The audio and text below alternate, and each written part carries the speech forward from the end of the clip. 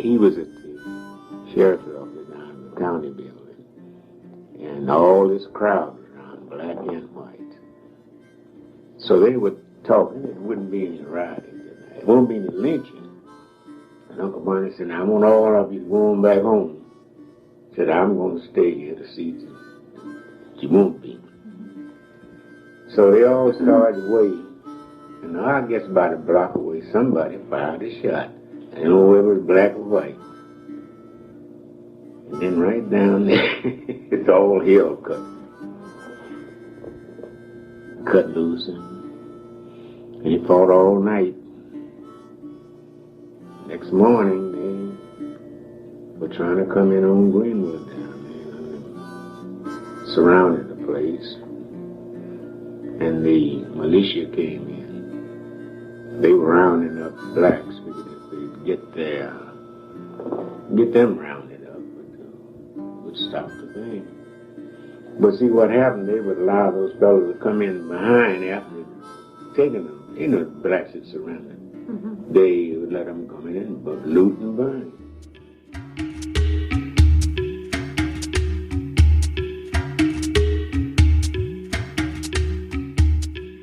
But see, what happened is they would allow those fellows to come in behind after taking them. You know, blacks had surrendered. They were like, "I'm coming in," but looting and burning. Those words you just heard are from an audio recording of an interview with William Danforth Williams about the 1921 Tulsa Race Massacre. He was a survivor of the massacre. Williams' parents were John and Lola Williams. The Williams were a prominent family that lived in the Greenwood district of Tulsa, Oklahoma at the time of the massacre, also known as Black Wall Street. They owned a confectionery, the Dreamland Theater, and a garage, among other things. Their businesses were destroyed in the attack on Greenwood. Williams' interview was one of a number of interviews conducted by author and historian Eddie Faye Gates with survivors of the Tulsa Race Massacre several decades ago before they passed away.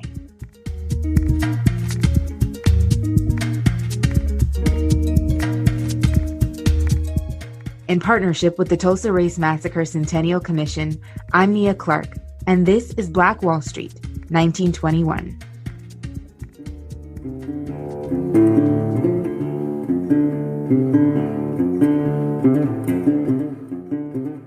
Between May 31st and June 1st of 1921, what the Oklahoma Historical Society calls, quote, the single worst incident of racial violence in American history, claimed the lives of potentially hundreds of people and left an entire community in Tulsa, Oklahoma completely decimated. That community, known as Greenwood, an African-American district in North Tulsa, suffered a brutal attack by a white mob, which resulted in a horrific scene of chaos, destruction, and bloodshed.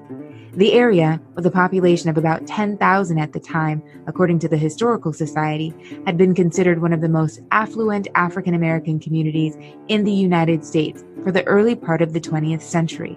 For that reason, it earned the name Black Wall Street. When the mayhem ceased and the smoke cleared, Black Wall Street laid almost completely flattened. In less than 24 hours, according to a Red Cross estimate, more than 1,200 houses were burned.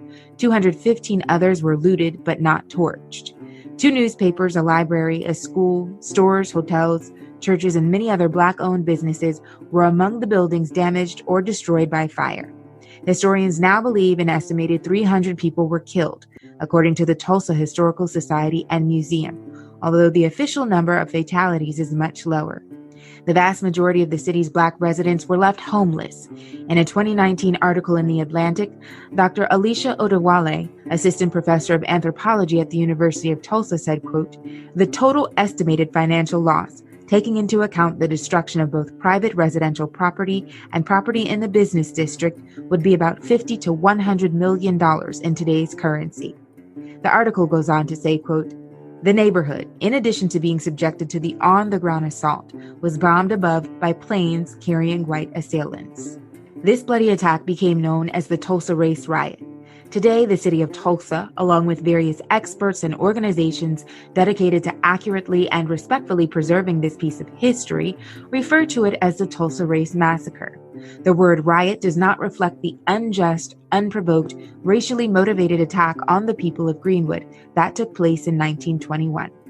However, the truth is, Even before the attack on Black Wall Street, Tulsa was a ticking time bomb waiting for the right match to come along and light the fire that would spark a scene of unimaginable racial violence never before seen in the city, numbering about 100,000 people at the time.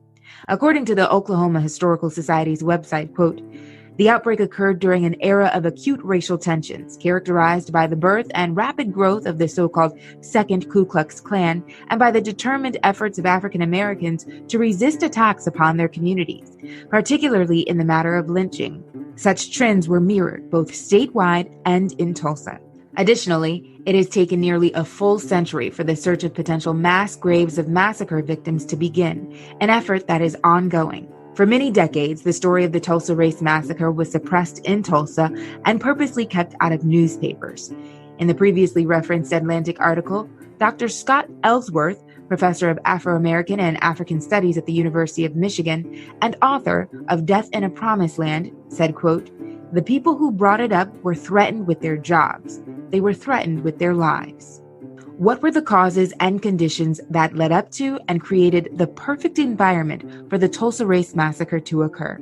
How did the Black people of Greenwood, in a remarkable show of perseverance, rebuild their Black Wall Street following the assault on their community, despite the machinations of corporate interests and resistance of the local government? Why is it that for decades following the massacre, the attack was treated as taboo by both whites and Blacks, by residents of Tulsa and government officials, by survivors of the massacre and their descendants? And if it was addressed, why were the facts and circumstances surrounding the massacre misconstrued and in many cases fabricated? Why does the, quote, single worst incident of racial violence in American history remain largely absent from most history textbooks and school curriculum, and thus the annals of history? Why is it that a large majority of Americans didn't even know what Black Wall Street or the Tulsa Race Massacre was until after watching Watchmen on HBO? This podcast will explore all of these questions and more while we do our best to bring this tragedy out of the shadows of American history and shine a light on the full story of the Tulsa Race Massacre. During episodes of Black Wall Street 1921, you'll hear from various experts and academics, government officials, and descendants of Tulsa Race Massacre survivors.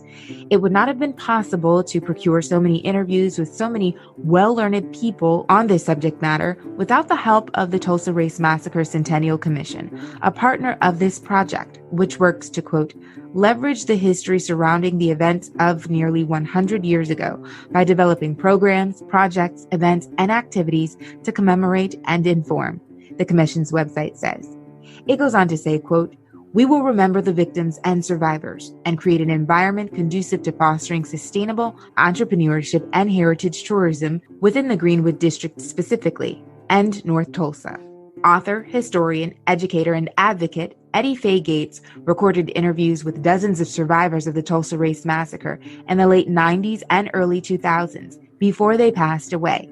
Thanks to her insight and forethought, and thanks to the Oklahoma Historical Society for giving us copies, you will hear some of those interviews. Thanks to copies given to us by the Tulsa Historical Society and Museum, you'll also hear an interview with another survivor and witness of the massacre. Thanks to assistance by attorney, author, consultant, and Tulsa Race Massacre expert Hannibal Johnson, the content of this podcast has been greatly enhanced. Be sure to subscribe, rate, and review this podcast on Apple Podcasts or on your favorite podcast platform. And don't forget to check out our social media pages, including Instagram, Facebook, and Twitter. Just search Black Wall Street 1921. And finally, make sure you visit our website, blackwallstreet-1921.com, to join our mailing list and stay up to date on all of our episodes.